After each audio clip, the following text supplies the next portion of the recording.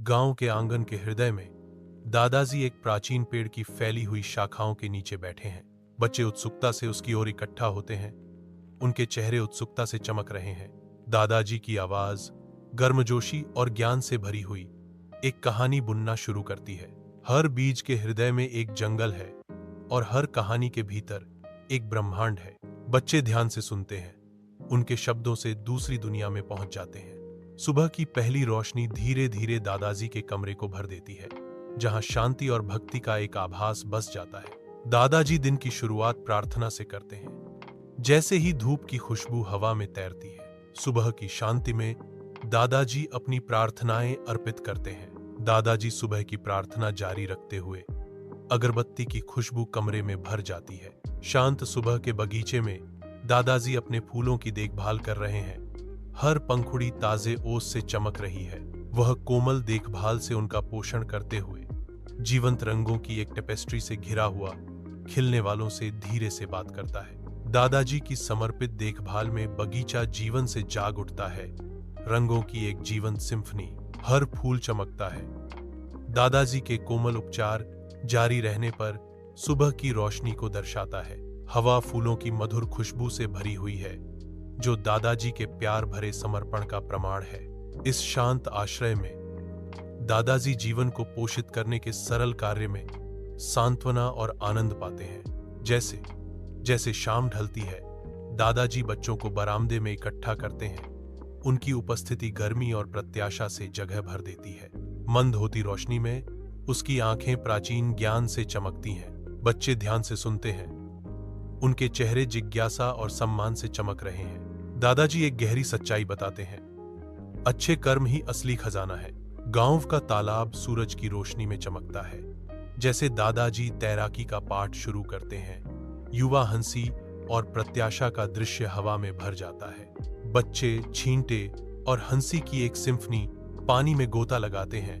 उनकी चंचल ऊर्जा खुशी की लहरें बनाती है, जो तालाब में फैलती हैं। एक चंचल छींटा निकलता है, क्योंकि एक बच्चा शरारती ढंग से दूसरे को निशाना बनाता है। उनकी हंसी शांत पानी में गूंजती है। दादाजी की चौकस निगाहें, गर्मजोशी और स्नेह का सागर यह सुनिश्चित करती हैं कि हर छींटा सुरक्षित हो।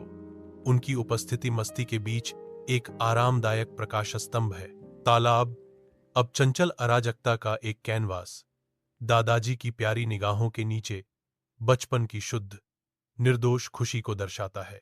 जैसे जैसे पाठ आगे बढ़ता है, तालाब सीखने और हंसी का एक आश्रय स्थल में बदल जाता है, जहां परिवार और प्रकृति के बंधन पूर्ण सामंजस्य में आपस में जुड़ जाते हैं।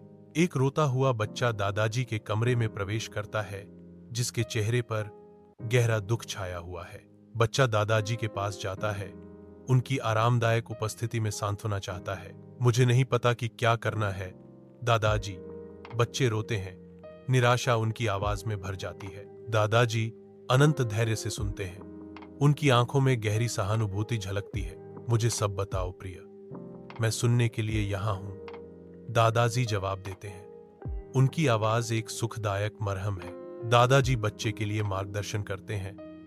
उनकी बुद्धि बच्चे के लिए मार्ग प्रशस्त करती है।